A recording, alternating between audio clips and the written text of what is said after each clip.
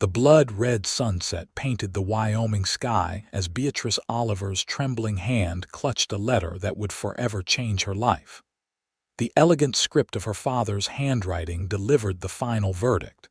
She was no longer welcome in the family that had raised her for 22 years. All because of the beautiful brown-skinned baby boy sleeping soundly in the cradle beside her. Beatrice folded the letter carefully and tucked it into her apron pocket, determined not to let tears fall upon her son's peaceful face. 6 months ago, she had been the cherished daughter of Kelton's most prominent family. Now, she was the scandal of the small Wyoming railroad town, a fallen woman with a half-Cherokee child and no husband to speak of. The year was 1878, and Beatrice had committed what society deemed unforgivable. She had fallen in love with a Cherokee man who had worked at the railroad for a season. Thomas had been kind, intelligent, and had promised to return for her. But a raid by hostile outlaws had claimed his life before he could make good on that promise, leaving Beatrice alone to face the consequences of their love. "We'll be fine, little James," she whispered to her sleeping child. The modest cabin at the edge of town was all she had left as servants' quarters. Her father had reluctantly allowed her to occupy until she came to her senses and gave up the child. But Beatrice would sooner die than abandon her son. The knock at her door startled her. Few visitors came this far from town proper, especially as dusk approached. Cautiously, Beatrice approached the door, pulling her shawl tighter around her shoulders. "Who's there?" she called, voice stronger than she felt. "Ethan Weston, madam. Brought the supplies you ordered from Thompson's general store." Beatrice relaxed slightly. Mr. Thompson was one of the few townsfolk who still treated her with basic decency, though even he wouldn't deliver to her himself anymore. She opened the door to find a tall man with a worn Stetson and kind eyes standing on her porch, arms loaded with parcels. "Mr. Thompson mentioned you needed these brought out," he said, his voice deep but gentle. "Figured I'd save you the trip to town." Beatrice couldn't hide her surprise. "That's very kind of you, Mr. Weston. Most folks in Kelton prefer to pretend I don't exist these days." A faint smile crossed his weather-beaten face. "I'm not most folks, Miss Oliver." His eyes drifted to the cradle visible through the doorway. "That your little one?" Beatrice stiffened, preparing for judgment. "Yes, my son James." To her astonishment, Ethan Weston's smile widened. "Fine name. Mind if I set these inside for you? They're getting heavy." Hesitantly, Beatrice stepped aside. As Ethan placed the supplies on her small table, baby James began to stir, making the soft noises that preceded a full-blown cry. "Looks like someone's waking up," Ethan observed as Beatrice hurried to the cradle. She lifted James, his copper-toned skin and dark hair a beautiful contrast to her own fair complexion. When she turned back, she expected to see disgust or disapproval on the cowboy's face.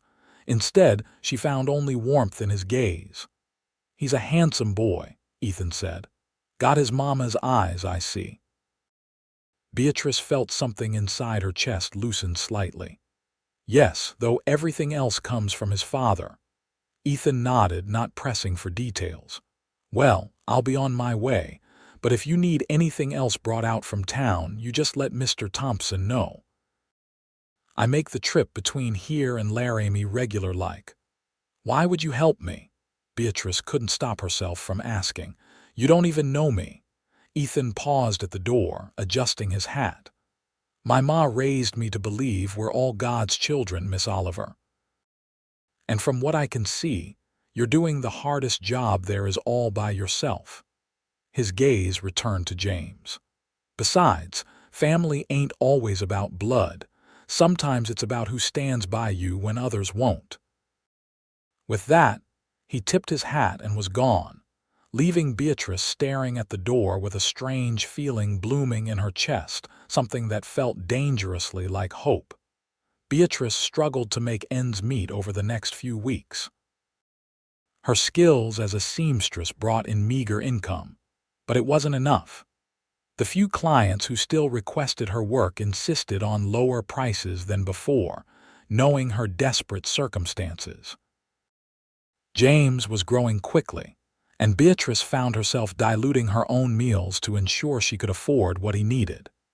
She'd sold most of her finer possessions, the silver hairbrush from her mother, the pearl earrings she'd received for her 18th birthday. All that remained of her previous life was a small gold locket containing a portrait of her parents, which she kept more out of habit than sentiment. When Ethan Weston appeared at her door again 3 weeks later, Beatrice was startled to see him carrying not only the flour and coffee she'd ordered but also a small wooden horse. "For the boy," he said simply, placing it on the table. "Carved it myself." Not much to look at, but children seemed to like them. Beatrice ran her finger over the smooth wood. "It's beautiful, Mr. Weston, but I can't accept gifts. I have nothing to give in return." Ethan's expression grew serious. "Not a gift, Miss Oliver. Payment." "Payment for what?" "Heard from Thompson you're a fine seamstress. I've got shirts that need mending and no skill with a needle. Thought maybe we could arrange a trade, my deliveries and occasional carpentry work for your sewing." Beatrice studied him skeptically. "Your shirts can't possibly need that much mending, Mr. Weston." He laughed, the sound filling her small cabin with unexpected warmth. "You'd be surprised. Trail life is hard on clothing." His expression softened. "Truth is, Miss Oliver, I could use the help, and I reckon you could too." No charity in an honest trade. Pride warred with practicality in Beatrice's mind. Finally, she nodded. "Very well, Mr. Weston. Bring your mending next time you come." And so began a cautious friendship. Ethan would arrive every week or so with supplies and odd jobs that always seemed to yield more payment than they were worth. Beatrice pretended not to notice, just as Ethan pretended not to see how thin she had become while her son grew plump and healthy. One evening in late November, Ethan arrived as a fierce storm gathered on the horizon. Beatrice opened the door to find him snow-dusted and shivering. "Should have waited until tomorrow," he admitted, stamping his boots. "Storm came in faster than I expected." "You'll never make it back to town tonight," Beatrice said, concerned. "The pass will be treacherous in this weather." Ethan glanced out at the darkening sky. "Reckon you're right. I'll make camp in your barn if you don't mind. Got my bedroll." "Nonsense," Beatrice replied before she could consider the impropriety. "It's freezing out there. You can take the chair by the fire." The surprised gratitude in his eyes made her blush, suddenly aware of how unconventional her offer was.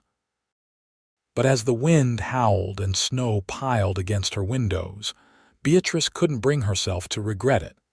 That night, as James slept soundly in his cradle, Beatrice learned about Ethan Weston. He was 30 years old, had fought briefly in the latter days of the Civil War, and had spent the years since working cattle drives across the Western Territories. He'd come to Wyoming 3 years ago and found work at the Wallace Ranch outside Kelton, where he was now foreman. In turn, Beatrice shared cautious details of her own story, her sheltered upbringing as the daughter of Kelton's bank owner, her brief education at a ladies' seminary in Denver, and finally, hesitantly, how she had met Thomas Redfeather when he came to work on the railroad. "He was educated at a mission school," she said softly, watching the flames dance in the fireplace. "Could quote Shakespeare and calculate figures faster than anyone I'd ever met. We would meet secretly in the meadow behind the church." She smiled at the memory. "He promised we'd go to California once he earned enough money. Said things were different there." Ethan's voice was gentle when he asked, "What happened to him?" Beatrice's fingers twisted in her skirt. "Outlaw gang attacked a supply wagon he was guarding." He wasn't even supposed to be there, but another man had fallen ill. She blinked rapidly. They brought me his belongings 2 months before James was born. I'm sorry, Ethan said, and unlike the hollow condolences she'd received from others, his words held genuine feeling. My parents wanted me to give James up, Beatrice continued, unable to stop now that she'd started. Said they'd send me to relatives back east, claim I'd been away at school. No one would ever know. But how could I give away all I have left of him? Her voice broke. So they gave me this cabin and told me never to darken their door again. The fire crackled in the silence that followed. Your boy's lucky to have a mother with such courage, Ethan finally said. Beatrice looked up, surprised. Most would call it foolishness or sin. Most haven't had to choose between their heart and what others think is proper. Ethan's gaze was steady. I've known plenty who chose wrong by following other folks' notions of right. Something in his words touched a place in Beatrice that had been cold for too long. For the first time since James was born, she felt truly seen. The storm raged for 2 days, and Ethan's presence turned what could have been a frightening ordeal into something almost pleasant. He chopped enough wood to last her weeks, repaired a leak in her roof she hadn't noticed, and spent hours entertaining James, who seemed fascinated by the cowboy's deep voice and gentle hands. When he finally left, the cabin felt emptier than before. Winter deepened, and Ethan's visits became a bright spot in Beatrice's isolated existence. He never arrived empty-handed, always bringing necessities along with small luxuries like peppermint sticks or a bit of ribbon. In return, Beatrice not only mended his clothes but began making new ones, taking secret pride in the way his eyes lit up when she presented him with a perfectly fitted shirt. The townsfolk noticed, of course. Gossip traveled quickly in Kelton. Beatrice heard whispers when she ventured into town, cruel suggestions about what services she might be providing the cowboy. But for the first time in her life, Beatrice found herself caring less about others' opinions. As spring approached, James celebrated his first birthday. Ethan arrived that day with a small cake from the town bakery and a tiny pair of boots he'd commissioned from the cobbler. Might be a bit premature, he acknowledged as Beatrice admired the soft leather footwear. But he'll be walking before you know it. Ethan, these must have cost, Beatrice began, using his first name without thinking. Not as much as you'd expect, he interrupted with a wink. Cobbler owed me a favor. Beatrice suspected this wasn't true, but she accepted the gift, knowing it would hurt his pride to refuse. As she watched Ethan bouncing James on his knee, making the baby laugh with delight, a realization dawned on her with startling clarity. She was falling in love with Ethan Weston. The thought terrified her. She had already risked everything once for love and lost nearly everything as a result. Could she dare to hope again? And even if she did, would a man like Ethan, kind though he was, ever consider a woman in her position, with another man's child? Her thoughts were interrupted when Ethan said, "I've been meaning to tell you, Beatrice. I've saved up enough to put a down payment on the old Miller property." "You're buying land?" Beatrice asked, surprised. He nodded, a hint of pride in his expression. 15 acres with a decent cabin. Nothing fancy, but it's a start. I've been working for others long enough." "That's wonderful news," Beatrice said sincerely, even as her heart sank. A man establishing his own ranch would soon be thinking of starting a proper family. Their arrangement of friendship and occasional assistance would naturally come to an end. Ethan seemed to read something in her expression. "It's about 5 miles west of town. Far enough for privacy, close enough for necessities." He hesitated. "The cabin needs a woman's touch, though. Been sitting empty for 2 years. Beatrice forced a smile. "I'd be happy to make curtains or quilts as a housewarming gift." "That's not exactly what I had in mind," Ethan said. suddenly looking uncertain, an expression she'd never seen on his confident face. Before he could continue, a sharp knock at the door startled them both. Beatrice opened it to find Sheriff Davis, his expression grim beneath his mustache. "Miss Oliver," he nodded curtly. "Mr. Weston, surprised to find you here." "Something wrong, Sheriff?" Ethan asked, standing. "Depends on your definition of wrong," Davis replied. "Got a complaint about inappropriate behavior. Seems some folks are concerned about a single man spending so much time at a single woman's residence, especially one in Miss Oliver's situation." Beatrice felt her face flame with humiliation. "Sheriff Davis, Mr. Weston has been nothing but a gentleman and a friend when few in this town would offer either." The sheriff had the grace to look uncomfortable. "Be that as it may, your father is still an influential man in Kelton. He's threatening to withdraw his financial support from the new schoolhouse if this continues." "My father," Beatrice whispered, stung anew by the depths of her family's rejection. "Seems your situation was tolerable to him as long as you remained appropriately shunned," Davis said bluntly. "Your association with a respected ranch foreman is making your exile less effective than intended." Ethan stepped forward, his expression hardening. "With all due respect, Sheriff, who Miss Oliver associates with isn't the law's concern, nor her father's anymore." "Maybe not," Davis conceded. "But Wallace Ranch might be concerned about their foreman's reputation. Bank could make things difficult for them come loan time." The implied threat hung in the air. Beatrice's stomach twisted with guilt. Ethan had risked so much already just by showing her basic kindness. She couldn't let him lose his livelihood too. "Thank you for the warning, Sheriff," she said quietly. "I'm sure Mr. Weston was just leaving." Davis nodded and departed, leaving an awkward silence behind him. "Beatrice," Ethan began, but she cut him off. "He's right, Ethan. I've been selfish allowing you to risk your reputation. Your position at the ranch, hang the ranch," Ethan interrupted, surprising her with his vehemence. "What I was trying to say before Davis interrupted is that I didn't buy that property just for myself." He took a deep breath. "I bought it thinking maybe you and James might want to live there too." Beatrice stared at him, uncomprehending. "I'm asking you to marry me, Beatrice," he said plainly. "I love you. I love that boy of yours too, have for months now."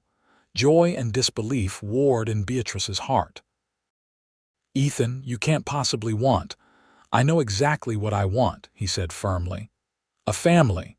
You and James are already that to me. I'm just asking to make it official. The town will never accept it. They already think the worst of me, and they'll think you're a fool or worse." Ethan stepped closer, taking her hands in his. "Then we'll prove them wrong day by day, year by year, or we won't. Either way, we'll be together." His eyes were earnest. "I'm not asking you to forget Thomas. He'll always be James's father. But I'm asking for the chance to be a father to him too, and maybe someday, God willing, to children of our own." Tears spilled down Beatrice's cheeks. "What about my father, the bank, your job?" "Wallace offered to sell me part of his herd when I told him I was buying land." "As for your father and the bank," Ethan shrugged, "there's other banks in Laramie and Cheyenne. We'll manage." Beatrice looked at this man who had come into her life when she needed him most, who had seen value in her when others saw only shame, who had embraced her child without reservation. How could she not love him? "Yes," she whispered, and then louder, "Yes, I'll marry you, Ethan Weston." His smile was like sunrise after the longest night as he pulled her into his arms. From his cradle, James let out a happy gurgle as if giving his approval. The wedding took place 2 weeks later in the small Methodist church in Laramie. The minister there didn't know Beatrice's history and didn't ask questions. Their only witnesses were Mr. Thompson from the general store, who had driven them in his wagon, and his wife, who had taken an immediate liking to James. Beatrice wore a simple blue dress she had made herself, with a spray of wildflowers in her hair. Ethan looked handsome and slightly uncomfortable in a new suit, his hat clutched nervously in his hands until the ceremony began. The words they spoke were traditional, but the meaning behind them was anything but. When the minister pronounced them man and wife, and Ethan kissed her with gentle reverence, Beatrice felt as though she was finally stepping into the sun after a long winter. Their new home was exactly as Ethan had described, modest but solid, situated on a pretty piece of land with a creek running through it, and enough grass for the small herd he'd acquired. The cabin had 2 rooms downstairs and a loft above, with a stone fireplace and windows that caught the morning light. "It needs work," Ethan acknowledged as he carried Beatrice across the threshold, James balanced on her hip. "But it's ours. It's perfect," she replied honestly. That night, after James was asleep in the cradle, Ethan had carefully transported from her old cabin. Husband and wife came together with tender passion. Beatrice, who had only known love once before under very different circumstances, marveled at the gentleness of this strong man who now called her wife. Afterward, as they lay entwined, Ethan traced patterns on her bare shoulder. "I want you to know something," he said quietly. "I'll never try to replace what you lost, but I promise you won't face anything alone again." Beatrice pressed closer to him, overwhelmed by gratitude and love. "You've already given me more than I ever dared hope for." The early days of their marriage were busy ones. There was so much to do: to establish their small ranch, fences to mend, corrals to build, a vegetable garden to plant. Beatrice threw herself into making the cabin a home, sewing curtains and quilts, arranging and rearranging the few pieces of furniture they owned. James thrived in the open air and sunshine. He took his first steps chasing a butterfly in their yard, Ethan and Beatrice watching with matching expressions of pride and delight. When he spoke his first word, "Pa," directed unmistakably at Ethan, Beatrice had watched her husband turn away to hide the tears in his eyes. They were building a good life, day by day. But the shadow of Kelton and Beatrice's family still loomed in the background. The confrontation came sooner than expected. Beatrice was hanging laundry one bright June morning, singing softly to herself while James played with wooden blocks at her feet. The sound of an approaching carriage made her look up, shading her eyes against the sun. Her heart stuttered when she recognized the Oliver family carriage, her father's driver at the reins. Benjamin Oliver himself sat rigidly in the passenger seat, his face set in the stern expression Beatrice remembered all too well. She quickly scooped James up, holding him protectively against her hip as the carriage stopped in their yard. "Father," she acknowledged, lifting her chin. Benjamin Oliver descended slowly, his gaze traveling over the modest ranch before settling on his daughter and grandson. He looked older than Beatrice remembered, new lines carved around his mouth and eyes. "Beatrice," he said, his voice formal, "I see you've settled." "Yes, we have," she replied, conscious of James watching the stranger with curious eyes. "This is my son, James, and I'm Mrs. Weston now." Something flickered across her father's face. "So I've heard. That's partly why I've come." Before Beatrice could respond, Ethan emerged from the barn, alerted by the unfamiliar voice. He crossed the yard with measured strides, coming to stand beside his wife and stepson. "Mr. Oliver," he said evenly, extending his hand. "Ethan Weston." After a moment's hesitation, Benjamin shook it briefly. "Mr. Weston, I understand you've married my daughter." "I have, sir. Proudest day of my life." Benjamin's lips thinned. "I would have expected a man of your standing to make a more conventional choice." Ethan's expression remained pleasant, but Beatrice felt him tense beside her. I chose the finest woman I've ever known and count myself lucky every day that she chose me back." Beatrice touched his arm gratefully before addressing her father. "Why are you here after all this time, Father? You made your feelings quite clear in your letter." Benjamin shifted uncomfortably. "Your mother is ill, Beatrice. The doctor doesn't believe she has long." The news hit Beatrice like a physical blow. Despite everything, she had never stopped loving her mother. "How ill?" "Consumption. It's advanced." Her father looked away. "She's asked to see you and the child." Beatrice felt torn between grief, anger, and suspicion. "After disowning me, after forbidding me from coming home, she was following my lead," Benjamin admitted reluctantly. "As she always has, but now—" He sighed heavily. "She fears meeting her maker with this estrangement between you." Ethan's hand came to rest at the small of Beatrice's back, a silent gesture of support. She leaned into it gratefully. "When?" she asked. "Today, if possible. The doctor was with her this morning. He doesn't think she'll last the week." Beatrice looked at Ethan, who nodded. "Go," he said softly. "Take James. I'll finish up here and follow later." Her father frowned. "I'm not sure that would be appropriate. My husband is welcome anywhere I am," Beatrice interrupted firmly. "Either he's welcome in your home or I won't be there either." Benjamin studied his daughter, seemingly noticing for the first time the confidence she had gained. Finally, he nodded stiffly. "Very well. He can come after supper."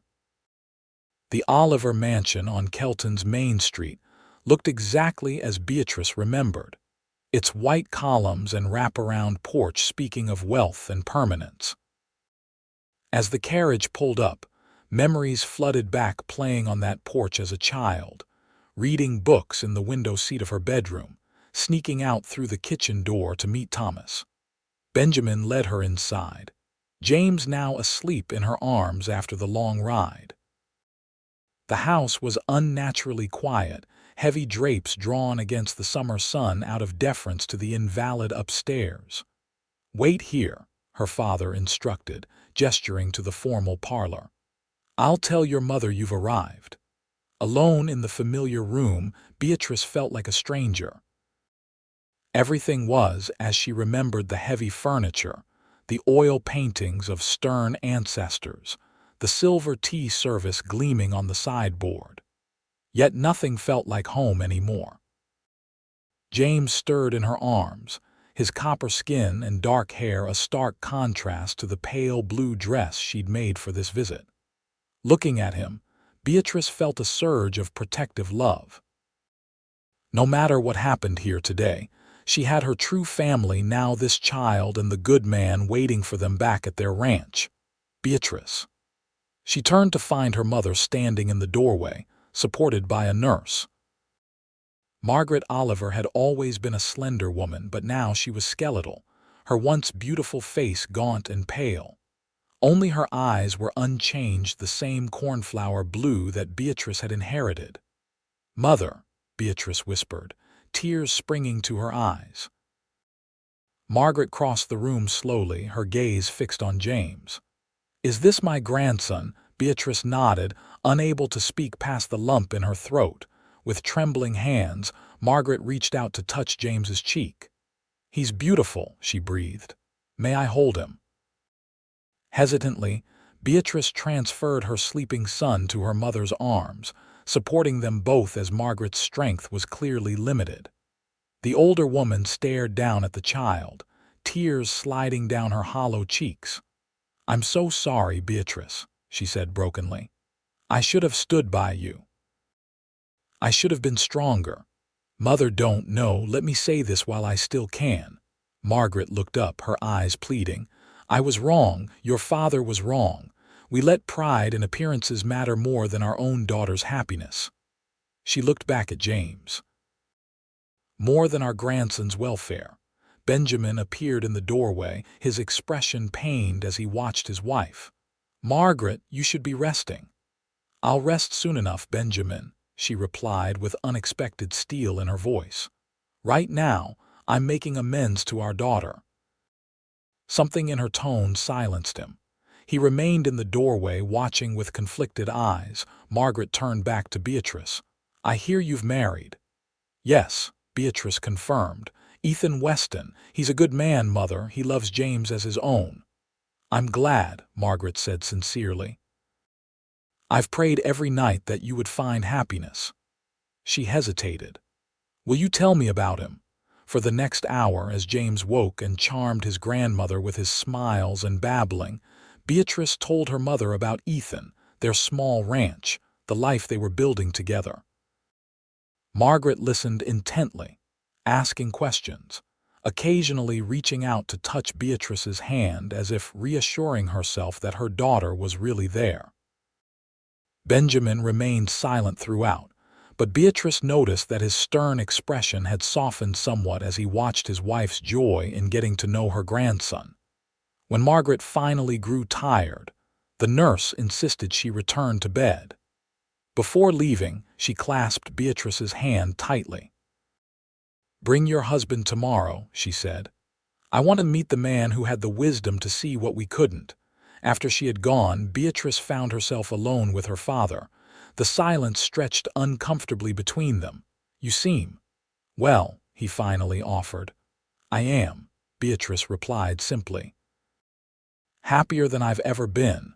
Benjamin nodded, his gaze following James as the toddler explored the unfamiliar room. "He favors his father." "Yes, he does. The Cherokee."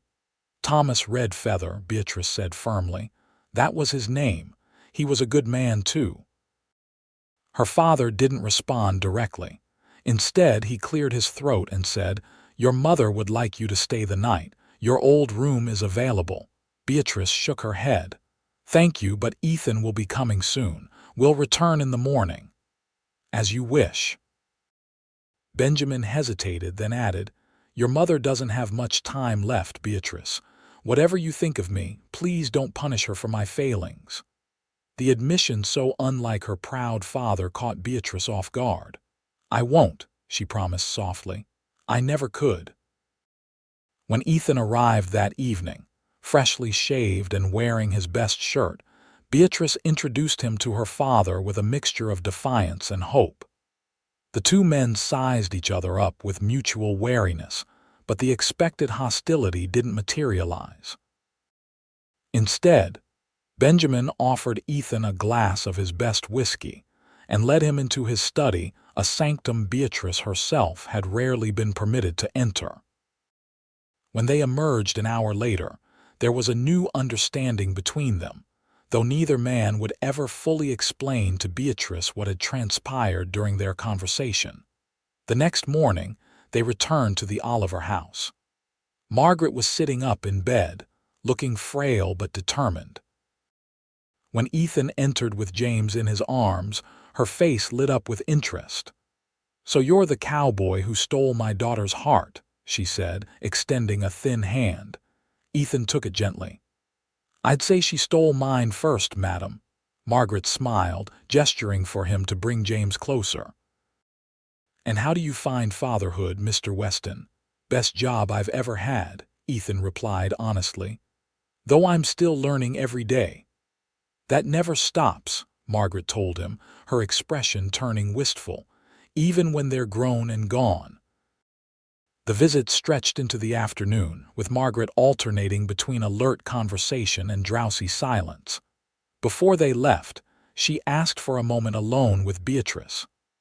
"I want you to have this," she said when the others had gone, removing her wedding ring with difficulty.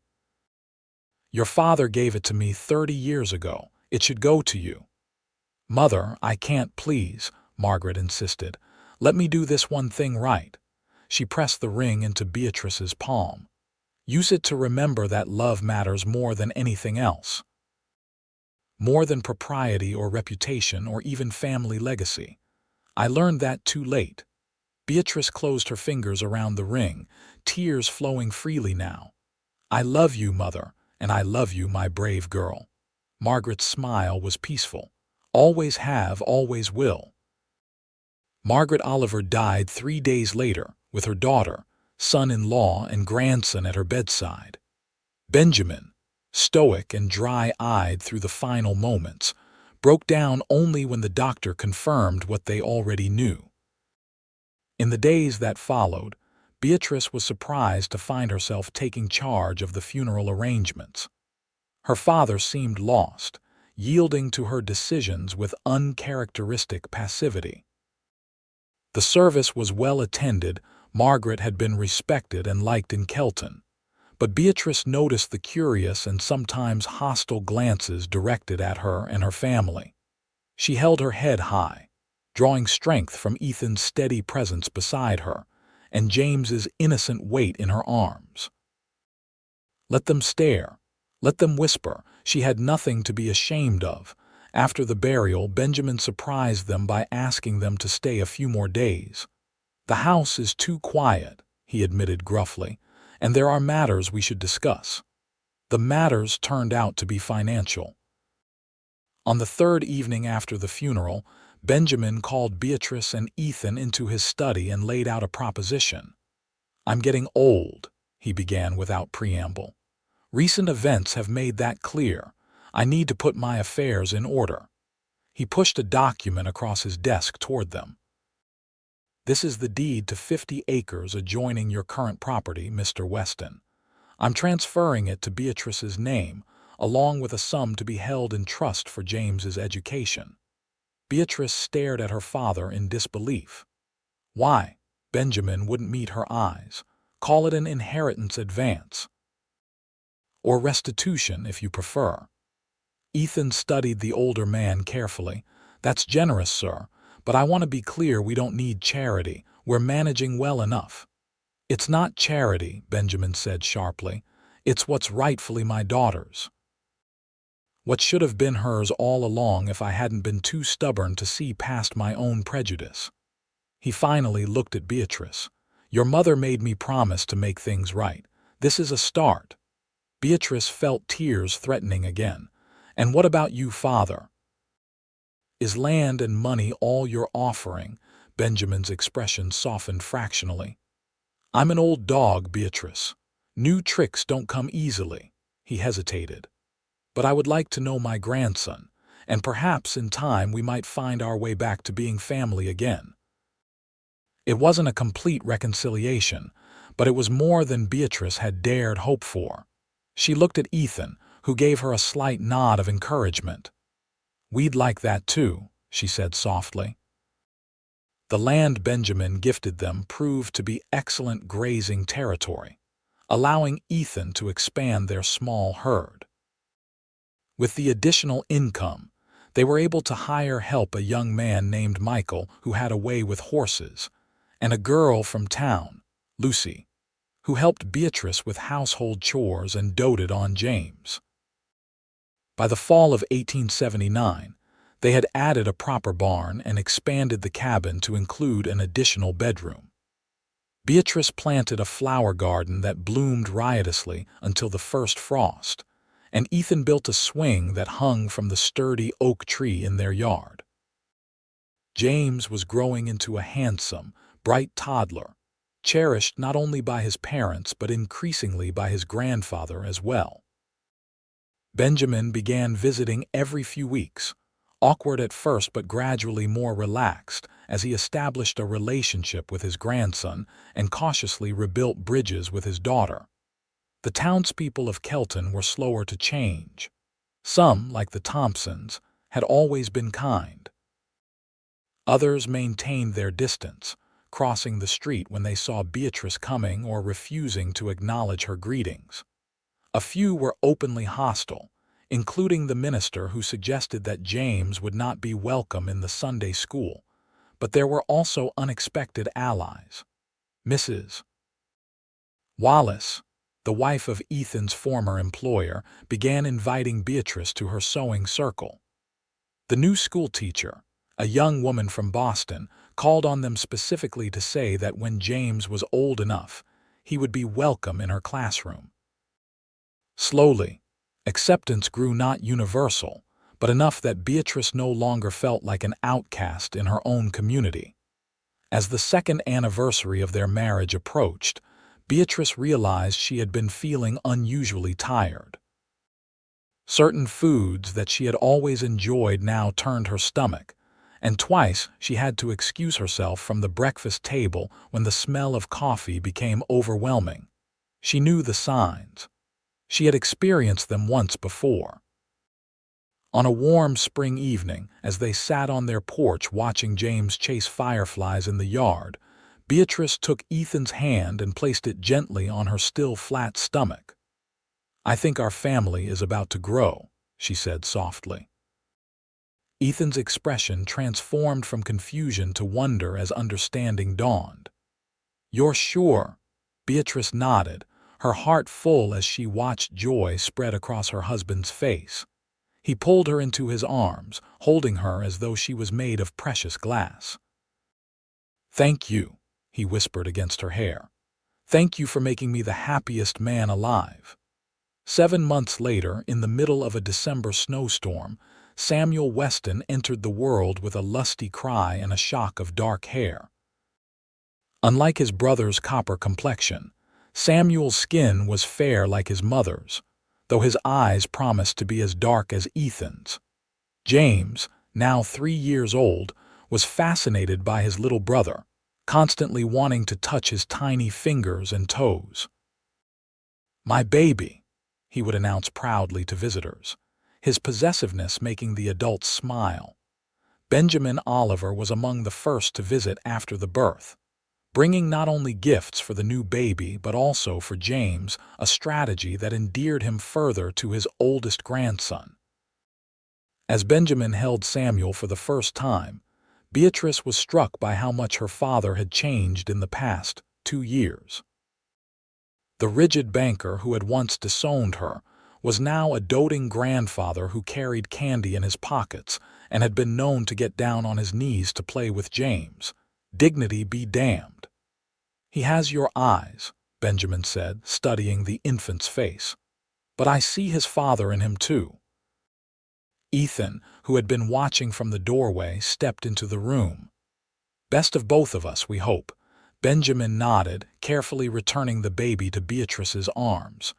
"You've built something fine here, both of you, something to be proud of." The words, coming from a man so sparing with praise, meant more than elaborate compliments from anyone else. As spring returned to Wyoming, the Weston family settled into their new rhythm. Beatrice found that mothering 2 children, while exhausting, came more naturally the second time around. Ethan proved to be as devoted a father to Samuel as he had been to James, spending hours walking the colicky infant when Beatrice needed rest. Their ranch was thriving too. They had nearly 30 head of cattle now, plus horses, chickens, and a milk cow. The vegetable garden had expanded, and Beatrice had put up enough preserves the previous fall to last them through the winter. It wasn't the life Beatrice had imagined for herself growing up in her father's mansion. It was harder in many ways, physically demanding, with fewer luxuries and comforts. But it was richer too, filled with purpose and love, and the deep satisfaction of building something meaningful with her own hands. One summer evening, as they sat on their expanded porch watching the sunset paint the sky in brilliant oranges and purples, Ethan wrapped his arm around Beatrice's shoulders. "Happy?" he asked simply. Beatrice looked out at their land, at James helping Lucy feed the chickens, at Samuel sleeping peacefully in his cradle beside them. She thought of how far they had come from lonely outcasts to the center of this thriving little world they had created together. "More than I ever thought possible," she answered honestly, leaning her head against his shoulder. The road hadn't been easy. There had been hardships, drought that threatened their crops, illness that had kept James feverish for frightening days, the lingering prejudice that still surfaced occasionally in town. But they had faced each challenge together, growing stronger with each obstacle overcome. Beatrice thought of the letter she kept locked in her cedar chest, the one her father had written disowning her. She kept it not out of bitterness, but as a reminder of how far they had all come. Benjamin now dined with them regularly, had helped finance the new well on their property, and was teaching James to play chess with surprising patience. The past couldn't be erased, but it could be redeemed. The family that had rejected her had found its way back, changed and humbled. And the family she and Ethan had built, this beautiful blending of backgrounds and bloodlines, was stronger for having weathered the storms. "What are you thinking about?"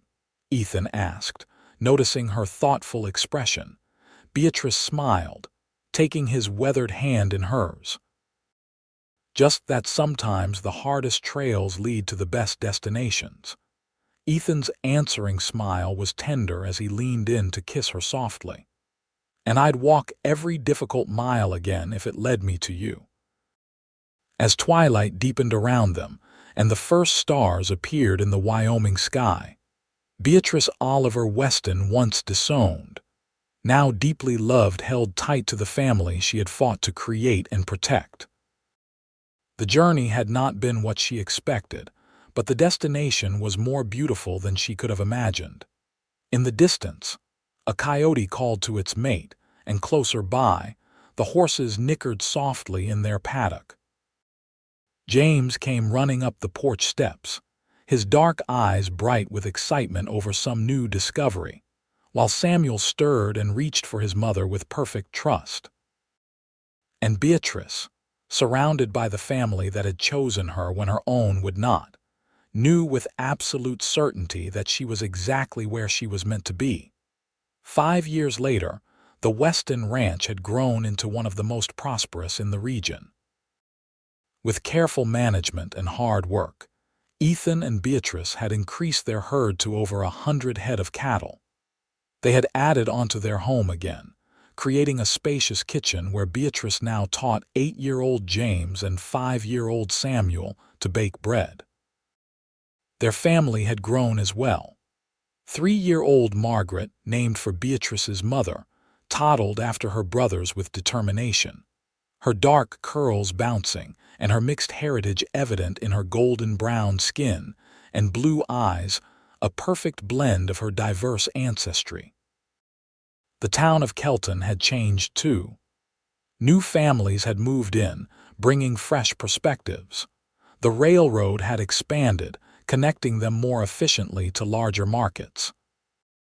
Benjamin Oliver, still Kelton's most prominent citizen, had gradually used his influence to foster a more tolerant community, perhaps seeking atonement for his own past prejudice.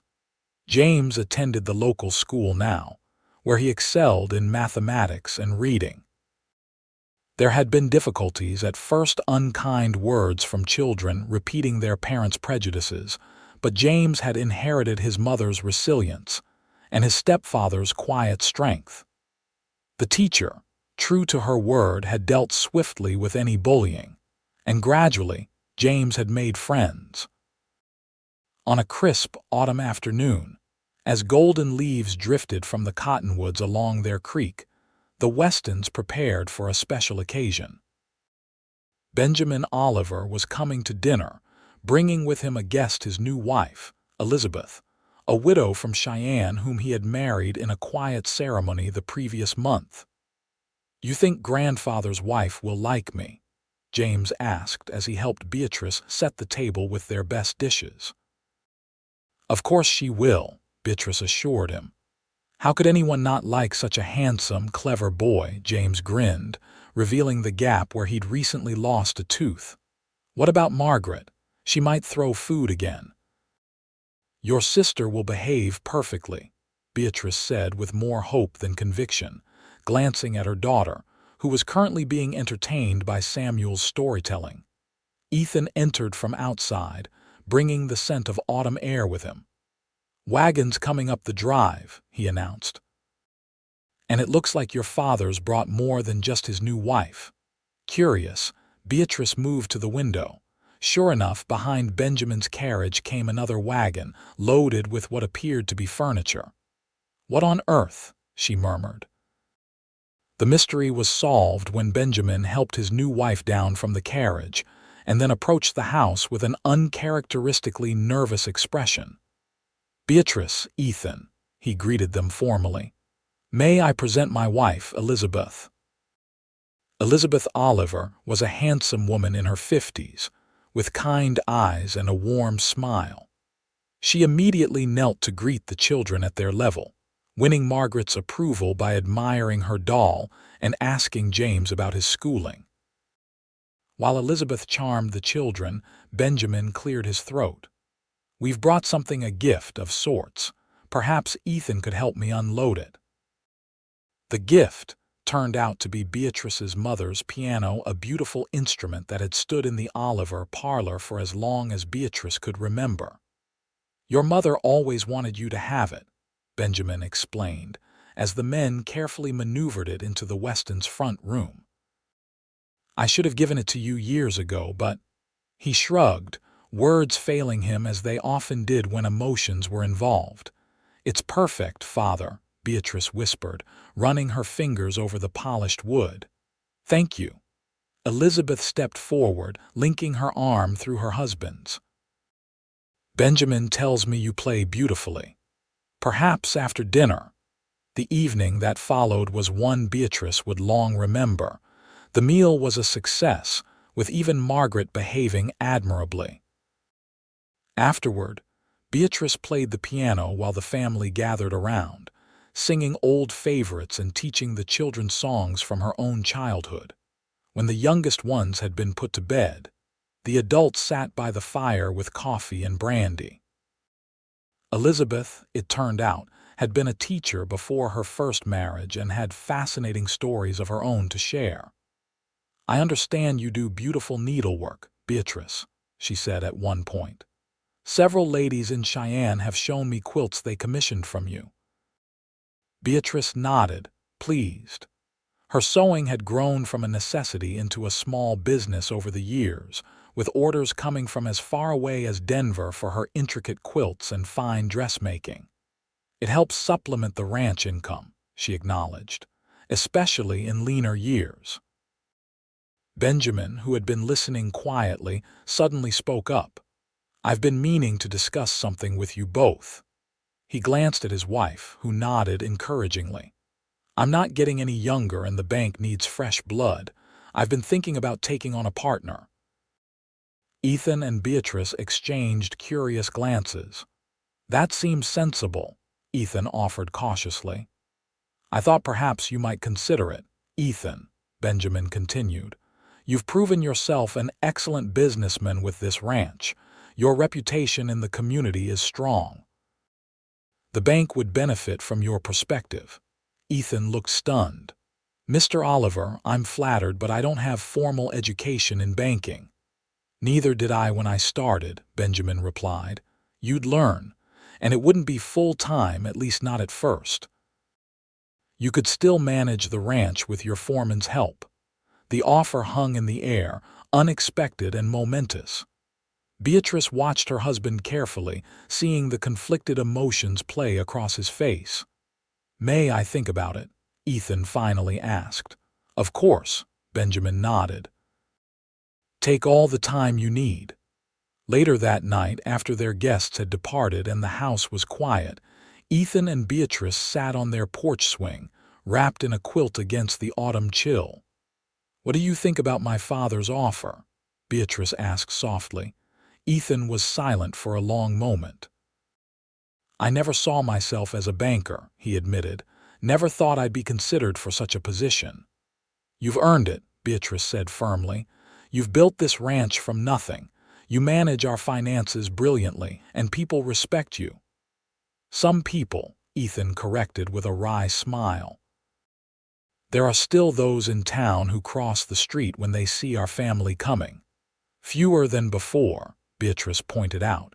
"And if you were a partner in the bank, that would change even more minds." Ethan drew her closer against his side. "Is that what you want?" "For me to take this opportunity?" Beatrice considered the question carefully. "What I want is for you to be happy, Ethan. You've given James and me a home and a family when we had neither. You've worked from sunup to sundown to build this ranch. If banking would bring you satisfaction, then yes, I want that for you. But if it would take you away from what you love, then no amount of prestige is worth it." Ethan pressed a kiss to her temple. "What I love is right here," he said simply. "You, the children, this life we've built. The ranching is satisfying work, but it's not what defines me." He paused. "Maybe it's time for a new challenge, and your father's right, I could do both, at least for a while." "You could," Beatrice agreed, "and the children are getting older. James is already a help around the ranch, and in a few years, Samuel will be too." They sat in comfortable silence, contemplating this potential new chapter in their lives. The decision wasn't made that night, but the seed was planted. Spring brought new beginnings to the Weston ranch. Ethan had tentatively agreed to apprentice at the bank 3 days a week, learning the business from Benjamin, while their capable foreman, Michael, took on more responsibility at the ranch. The arrangement was working better than either Ethan or Beatrice had anticipated. Ethan discovered he had a talent for banking, his straightforward manner and fair dealings, earning the trust of both wealthy ranchers and ordinary townsfolk alike. And Benjamin, to everyone's surprise, proved to be a patient teacher. On a warm May morning, as Beatrice hung laundry in the yard, she noticed a wagon approaching not from the direction of town, but from the western trail that led to more remote ranches. As it drew closer, she recognized Sheriff Davis at the reins. Beside him sat a woman Beatrice had never seen before, and in the back of the wagon, a child perhaps 10 or 11 with dark skin and hair. Beatrice set down her laundry basket, curiosity mingling with caution. The sheriff had become more cordial over the years, but he rarely made social calls. "Morning, Mrs. Weston," Davis called as he pulled the wagon to a stop. "Hope we're not intruding." "Not at all, Sheriff," Beatrice replied, wiping her hands on her apron. "What brings you out our way?" Davis helped the woman down from the wagon. "This is Mrs. Clara Hayes and her son, Joseph. They've had some trouble, and I thought perhaps you and Mr. Weston might be able to help." Clara Hayes was a slender woman with tired eyes and a guarded expression. Her son remained in the wagon, watching warily. "Please, come inside," Beatrice offered, her natural hospitality overcoming her curiosity. "I've coffee on the stove, and I believe there's still some apple cake from yesterday." Once they were settled at the kitchen table, Sheriff Davis explained the situation.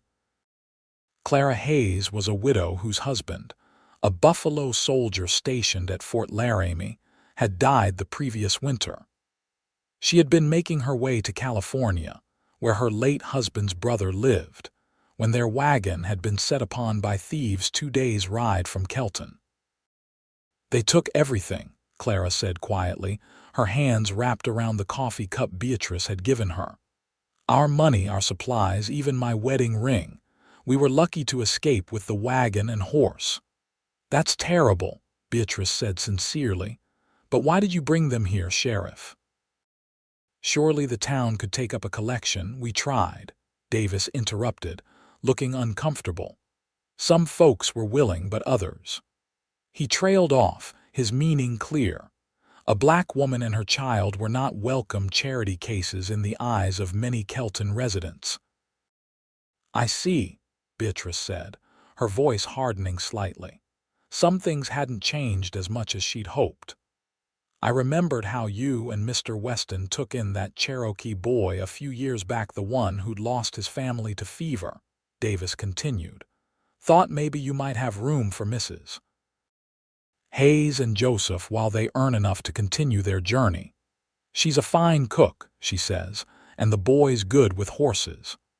Beatrice glanced at Clara, seeing in the woman's eyes a familiar mixture of pride and desperation. She had been in a similar position once, alone with a child, rejected by those who should have helped. "Of course they can stay," she said firmly. "We have a small cabin by the creek. It was for our foreman before he married and built his own place. It's simple but comfortable." Relief washed over Clara's face, though she tried to hide it. "We can pay our way," she insisted. "I won't accept charity." "Not charity," Beatrice assured her, echoing words Ethan had once spoken to her. "An honest trade. We need help with the cooking now that our family has grown, and my husband always says we can never have too many people who know horses." When Ethan returned from town that afternoon, he listened to the story and immediately agreed with Beatrice's decision. He went himself to bring Joseph from the wagon, speaking gently to the boy who reminded Beatrice so much of how James might have been if circumstances had been different. The Hayes family settled into the rhythm of the ranch with surprising ease. Clara proved to be an exceptional cook, whose biscuits quickly became legendary among the ranch hands. Joseph, once he overcame his initial shyness, revealed both intelligence and a natural way with animals that even Ethan admired. James, Samuel, and Margaret accepted the newcomers without question, as children often do. Joseph became something of a hero to James in particular, teaching him to whistle through his fingers and to identify bird calls. Summer passed in a blur of activity. The ranch prospered, the bank partnership flourished, and Beatrice found herself expecting their fourth child, news that brought both joy and the familiar anticipation of change. One evening in late August, as fireflies blinked in the gathering dusk, Clara and Beatrice sat on the porch shelling peas while the children played an elaborate game of their own invention in the yard. "Joseph seems happy here," Beatrice observed, watching the boy demonstrate a somersault for an admiring James. Clara nodded, a small smile softening her features. "Happier than I've seen him since his father died. He needs this space to run other children, work that makes him feel useful." "And you?" Beatrice asked gently. "Are you eager to continue to California?" Clara's hands stilled for a moment. "I should be," she admitted. "My brother-in-law has offered us a home, but it doesn't feel like the right path anymore," Beatrice suggested. Clara looked at her in surprise. "How did you know?" Beatrice smiled. "Because I understand what it's like to find home in an unexpected place." The two women sat in companionable silence, the unspoken question hanging between them until Clara finally voiced it. "You think we could stay? Permanently, I mean." "I know the cabin was only meant to be temporary. You can stay as long as you wish," Beatrice interrupted warmly. "In fact, Ethan and I were hoping you would. The children adore you both, and frankly, I don't know how we managed before you came." Tears glistened in Clara's eyes. "Most white folks wouldn't want us so close. Most folks don't know what they're missing," Beatrice replied simply. "Besides, this family has never much cared what others think is proper." By the time winter blanketed the Wyoming landscape in white, the Hayes family was firmly established as part of the Weston household. Clara had taken over management of the domestic affairs of the ranch, freeing Beatrice to focus on her needlework business and preparing for the new baby. Joseph divided his time between school in town, where he excelled despite occasional prejudice, and working with the horses under Ethan's guidance. Christmas that year was a joyous affair, with the house filled to bursting. Benjamin and Elizabeth joined them, as did several of the ranch hands who had no family nearby. Clara produced a feast that had everyone loosening their belts, and Ethan led the children in singing carols around the piano. As Beatrice looked around the crowded table, she was struck by how far they had all come. Her father, once so rigid in his views, was now engaged in animated conversation with Joseph about the boy's interest in engineering. Ethan, the cowboy who had once delivered her supplies out of simple kindness, was now both a respected rancher and a partner in Kelton's bank. And she herself, once disowned and desperate, was now surrounded by love, secure in the family she and Ethan had built together. The new year brought fresh snow, and with it, The birth of Hannah Weston, a healthy, strong-lunged little girl who arrived during a rare, quiet moment, when both Clara and Ethan were present to help with the delivery. As Beatrice held her newborn daughter, with James, Samuel, and Margaret clustered excitedly around the bed, she felt a sense of completion. Their family, unconventional, blended, bound by love rather than just blood, was perfect exactly as it was. Ethan, sitting beside her with his arm protectively around Margaret, seemed to read her thoughts. "Happy?" he asked, just as he had that evening years before.